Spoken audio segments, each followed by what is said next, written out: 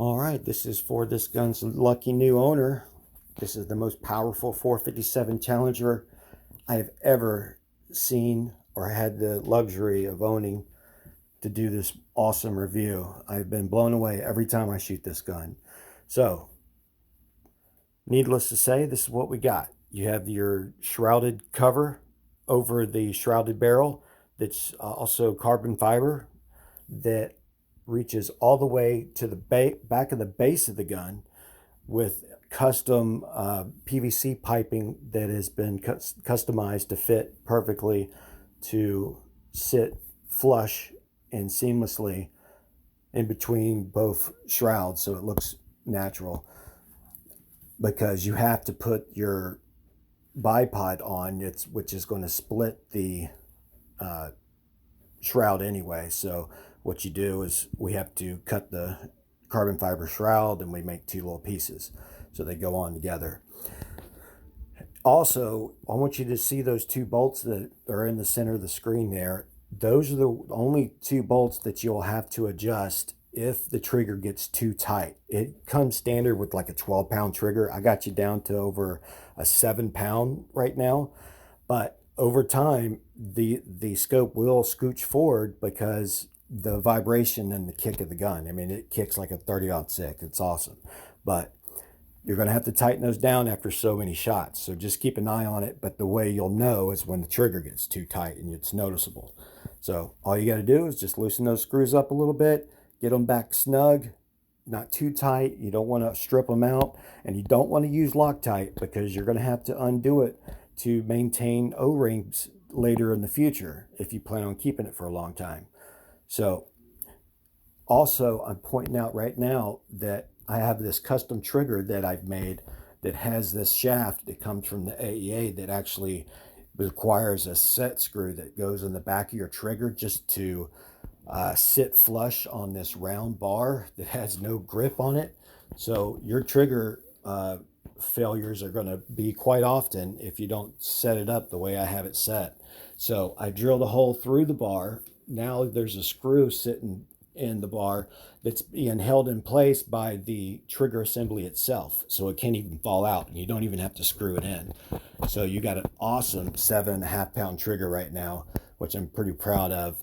And I just now had to tighten those screws and make another trigger adjustment after 20 good shots today.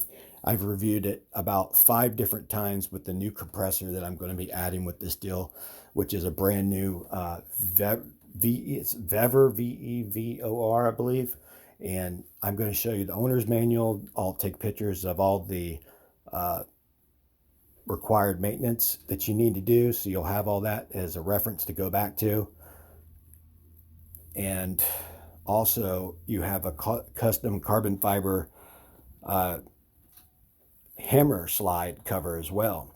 This is my Donnie FL silencer that blew up on me, that I have basically Frankenstein back together with a new skeleton that has been welded all back together, and it fits seamlessly, believe it or not, and it shoots perfectly. It does not mess with your accuracy whatsoever. Tomorrow we're going to find out if it adds any more velocity, because it's another 10.5 inches.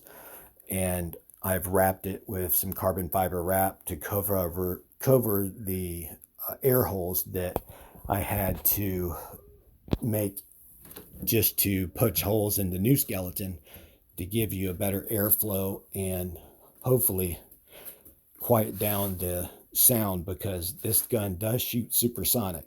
I'm talking 1,300 feet per second if you got a pellet that weighs less than 129 grains.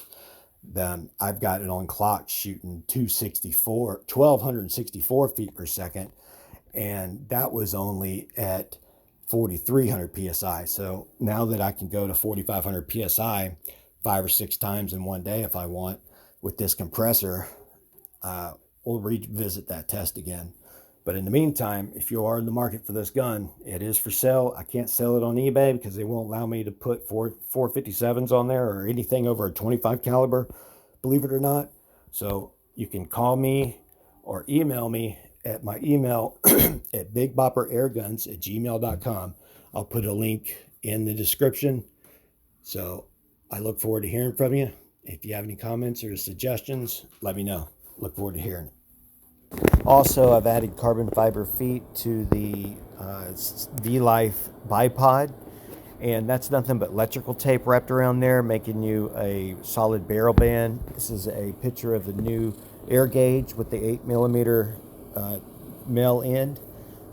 This is your package deal with 3 working magazines, a barrel band adapter, and the Hart all-in-one Allen wrench set that will actually basically do everything you need on this gun. And as well, if you pull off the gray carbon fiber, you will have gold carbon fiber underneath the slide hammer and the V-Life bipod.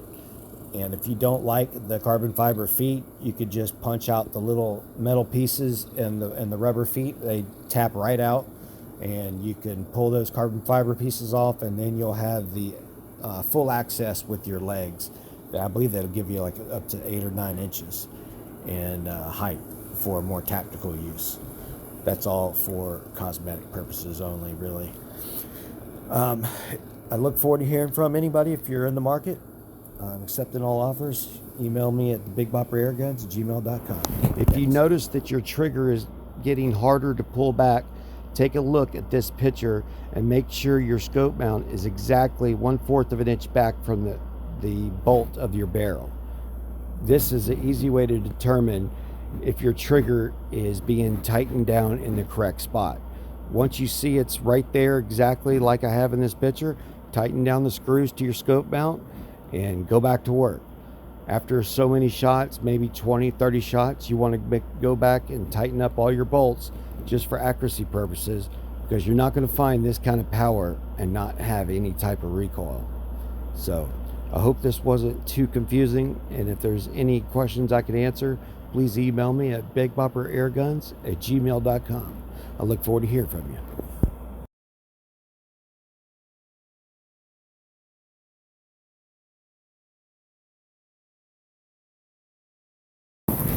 Also, if I did not say it earlier, this package does not include the scope, mount, laser, and flashlights that's attached to my gun right now.